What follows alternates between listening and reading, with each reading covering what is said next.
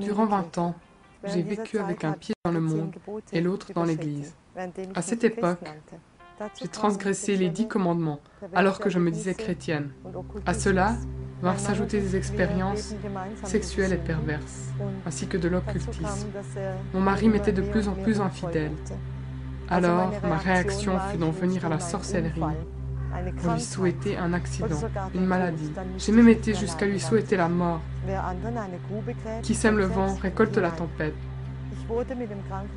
J'ai été transportée à l'hôpital en ambulance comme lors d'un accident. Le diagnostic établi a été grave dépression. Après 10 jours, je me suis retrouvée mourante. Je m'aperçus alors que mon esprit et mon âme étaient attirés hors de mon corps. Une fois sortie de mon corps, je me suis retrouvée dans un lieu ténébreux.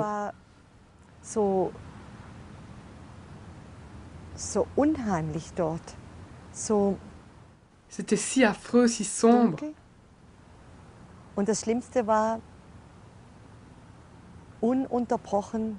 Mais le pire, c'était d'entendre des pleurs et des douleurs incessantes. Ici, sur cette terre, il y a aussi des pleurs et des lamentations. Mais là-bas, c'est encore plus fort. J'ai également vu des démons. Ils allaient, venaient, et leur tête avait 2 yeux, qui bougeaient sans cesse, dans tous les sens. Ils se rapprochaient l'un de l'autre et s'éloignaient. C'était absolument dégoûtant à voir. Je n'avais jamais vu quelque chose d'aussi laid.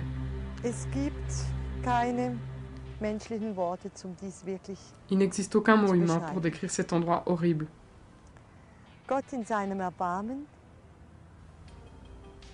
Dieu, dans sa miséricorde, m'a montré Jésus, c'est-à-dire qu'il m'a rappelé à Jésus.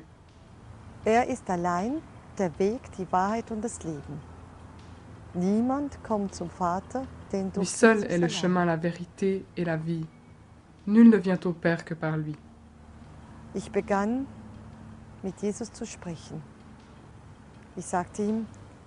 J'ai commencé à parler avec Jésus et je lui ai dit, « Je ne veux pas encore mourir, je suis trop jeune. » Alors je me suis mise sous sa protection et je lui ai dit, « Que ta volonté soit faite. Prends-moi dans ta main. » À ce moment-là, j'ai été conduite dans un lieu magnifique où la paix, la joie et la lumière régnaient. Une telle paix si merveilleuse, une si grande joie et une lumière comme il n'y en a pas ici-bas.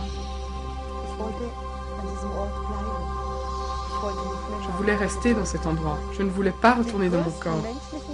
Les plus grands mots humains sont trop petits et trop insignifiants pour décrire une telle présence céleste. Le Dieu Tout-Puissant a jugé bon de me renvoyer sur terre. Je me suis retrouvée dans ma chambre et je voyais mon corps allongé sur le lit comme une enveloppe vide.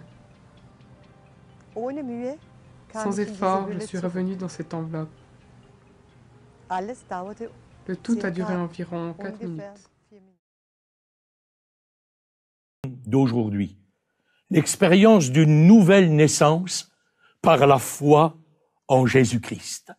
Naître de nouveau, naître d'en haut, naître d'une autre semence, naître dans un autre royaume, c'est là l'expérience que Jésus-Christ vous propose, chers internautes. J'aimerais lire avec vous cette parole de Jésus dans l'évangile de Jean, au chapitre 3, et prendre cet exemple qui va aujourd'hui nous aider à mieux comprendre le processus de cette nouvelle naissance. Jésus a rendez-vous avec un homme religieux. Et voici cet entretien. Jésus dit à cet homme, en vérité, je te le dis, si un homme ne naît de nouveau, il ne peut voir le royaume de Dieu. Nicodème lui dit, mais Comment un homme peut-il naître quand il est vieux? Peut-il une seconde fois entrer dans le sein de sa mère et naître? Jésus lui répondit, en vérité, je te le dis, si un homme ne naît d'eau et d'esprit, il ne peut entrer dans le royaume de Dieu. Ce qui est chair, et ce qui est né de l'esprit est esprit. Ne t'étonne pas que je t'ai dit, il faut que vous naissiez de nouveau. Le vent souffle où il veut, tu en entends le bruit, mais tu ne sais ni d'où il vient, ni où il va. Il en est ainsi de quiconque est né de l'esprit. Nicodème reprit la parole et dit à Jésus, « Mais comment cela peut-il se faire ?» N'avez-vous jamais aspiré, cher ami, de tout recommencer à zéro?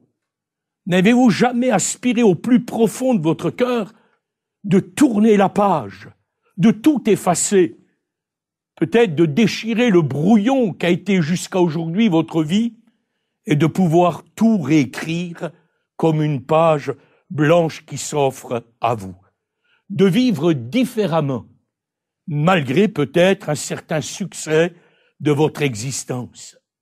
Des milliers de gens changent d'existence sans réellement changer de vie. Jésus vous offre la possibilité de naître de nouveau. L'apôtre Paul a écrit ces paroles, « Si quelqu'un entre en communion avec le Christ, il est une nouvelle créature. Les choses anciennes sont passées, et voici, toutes choses sont en devenir nouveau. » N'est-ce pas ce dont vous avez besoin? J'en avais profondément besoin. Je vivais dans l'esclavage de la drogue, je vivais dans le monde de la violence, et j'ai aspiré pendant de longues années à être quelqu'un de différent. J'ai essayé toutes sortes de choses qui nous étaient proposées. J'ai changé de look, je suis devenu un hippie. Ensuite, je suis devenu un autre et encore un autre. Mais ma vie ne changeait pas jusqu'au jour où j'ai entendu cette merveilleuse parole de Jésus. Tu peux naître de nouveau. J'avais enfin la réponse que je souhaitais. La vie humaine, la vôtre, la mienne, porte la marque de l'échec. Jésus dit lui-même, ce qui est né de la chair est chair. Elle est donc marquée par une privation de gloire, de grandeur, de pureté. Elle est marquée par le mal, la faillite morale, par des passions destructives, par des fruits amers. Pour décrire cette nature charnelle, Paul, l'apôtre, exprime la condition humaine en ces termes. Je suis charnel, vendu au péché. Je ne fais pas ce que je veux, et je fais ce que je hais. Ce qui est bon, je le sais, n'habite pas en moi. J'ai la volonté, mais non le pouvoir de faire le bien. Je voudrais faire le bien, mais le mal est attaché à moi. Qui, dira-t-il, me délivrera de ce corps de mort? Le péché est attaché à l'homme, il est indissociable de sa nature depuis le premier jour de sa naissance. Paul exprimait ainsi une image en parlant de cette condition humaine d'un meurtrier auquel on attachait le corps de sa victime sur son dos. Et la décomposition du cadavre de cette victime infectait le tueur et provoquait lentement sa propre mort. Alors, vous me direz, la nouvelle naissance est-elle une réponse? Je puis l'affirmer, l'ayant vécu, avec des milliers d'autres, dire des millions au cours des siècles sur tous les continents qui ont expérimenté la vie nouvelle en Jésus-Christ. Comment cela est-il possible? Demandera Nicodème. C'est peut-être, cher internaute, votre question. Mourir et renaître? Puis-je retourner dans le sein de ma mère et revivre? Christ l'a fait à notre place pour nous. Il est mort et attaché à la croix, portant notre corps de mort. Il a porté nos péchés. Il a porté notre nature. Il a été mort de notre mort. Et c'est pour cela que nous pouvons mourir à cette vie ancienne. Et comme il est ressuscité emmenant avec lui la vie, nous pouvons renaître de nouveau. Vous ne pouvez mourir et renaître de vous-même, mais le Christ Jésus l'a accompli pour vous. Comment cela peut-il se faire? Demanda Nicodème. C'est peut-être aussi votre question. Jésus dira, si vous ne vous convertissez pas et si vous ne devenez comme des petits enfants, vous n'entrerez pas dans le royaume de Dieu. Comment cela peut-il se faire? Repentez-vous. Changez d'avis. Reconnaissez votre condition, cher ami, et acceptez Jésus-Christ. Détournez-vous de vous-même. Tournez-vous vers Jésus. C'est un demi-tour qu'il vous faut faire sur la route. Je l'ai fait le 12 juillet 1972. Après avoir entendu l'appel de Jésus-Christ, je me suis détourné pour me tourner vers lui. Je l'ai appelé au secours et il m'a sauvé. Croyez en son œuvre. Renaissez par la foi au nom de Jésus. Vous deviendrez une nouvelle créature. Vous recevrez un nouveau cœur, un nouvel esprit, une nouvelle identité. Vous entrerez dans une nouvelle destinée.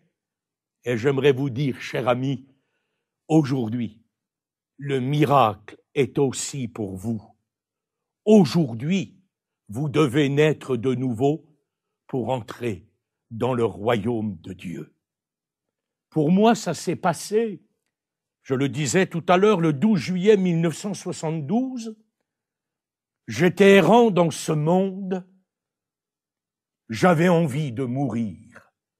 Depuis des années, la drogue était dans ma vie au quotidien. J'étais son esclave, elle était ma maîtresse. J'ai essayé par divers moyens d'en sortir. J'ai essayé de renaître. Jamais je n'ai pu expérimenter cette vie nouvelle. Toujours tout a capoté.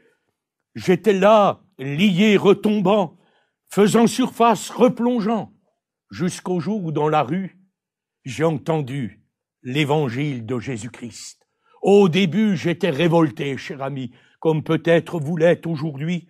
Je ne voulais rien de ce message, je croyais qu'il était vieillot, je croyais qu'il n'avait rien à apporter dans ce monde.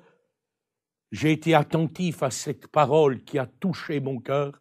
Jésus-Christ est le chemin. Il est la vérité, il est la vie. J'étais hippie, j'étais sur le chemin. Je me nourrissais de mensonges du matin au soir.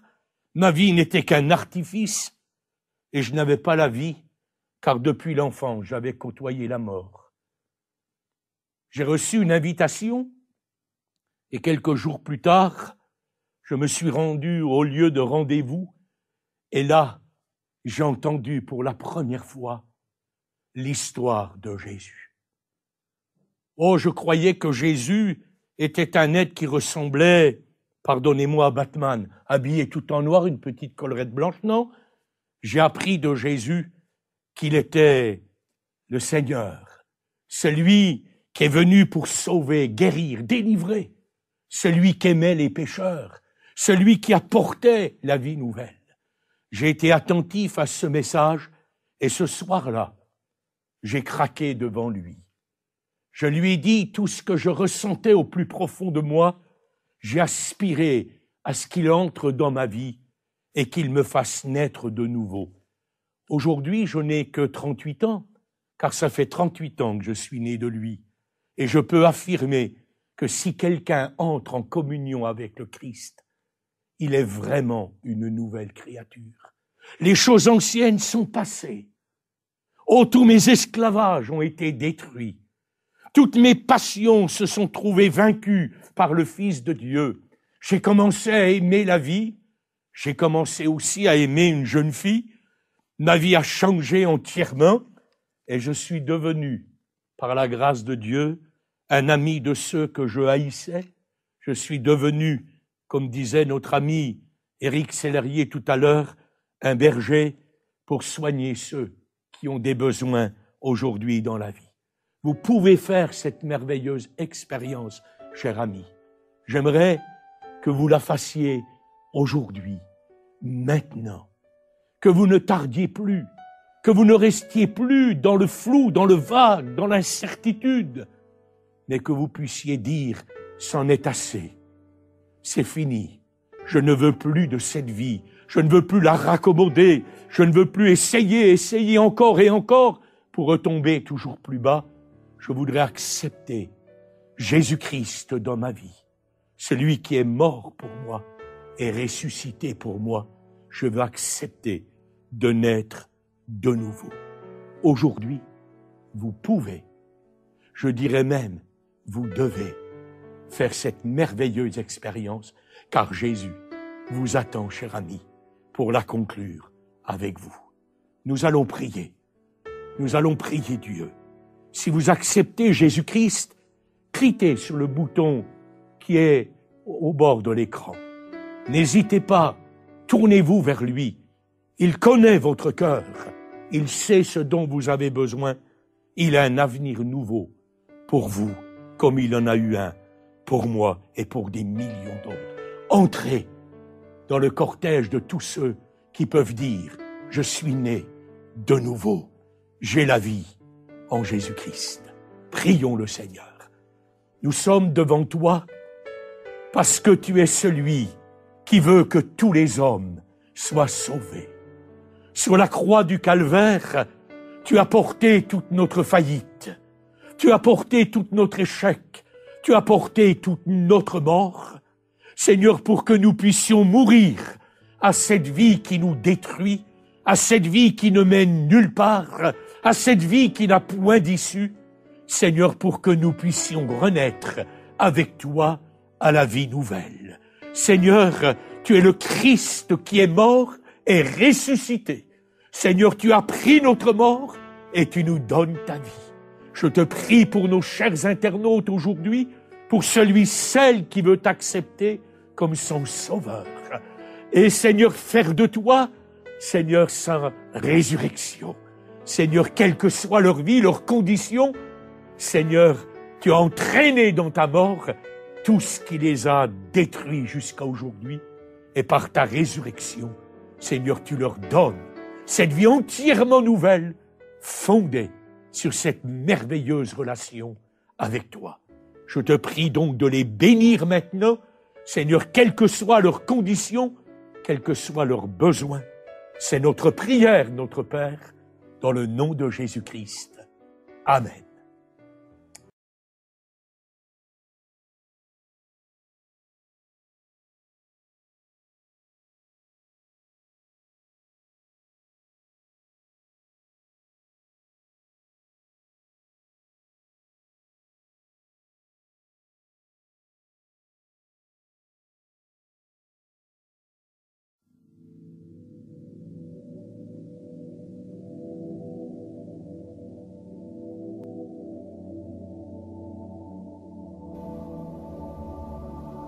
Venez à moi,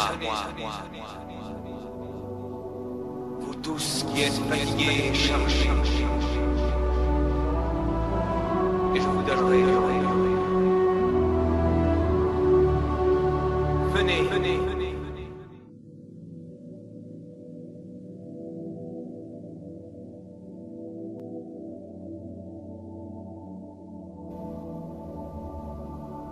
Venez à moi, vous tous qui êtes fatigués et chargés, et je vous donnerai le repos. Venez, venez, venez. Réveille-toi, toi qui dors. Relève-toi d'entre les morts et Christ t'éclairera.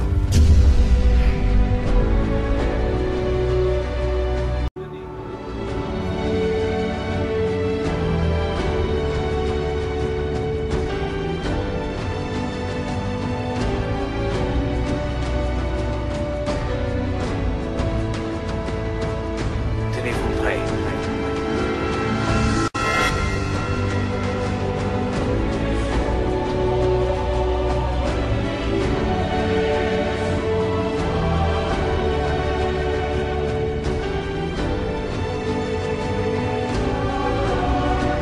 Tenez-vous prêts.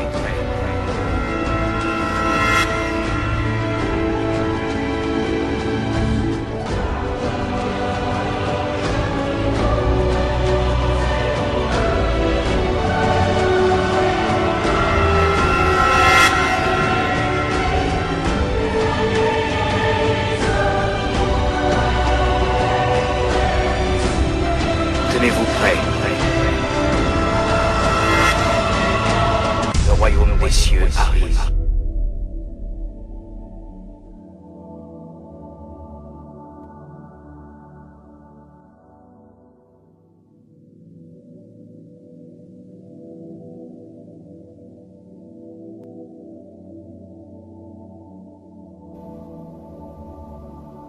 Venez à moi.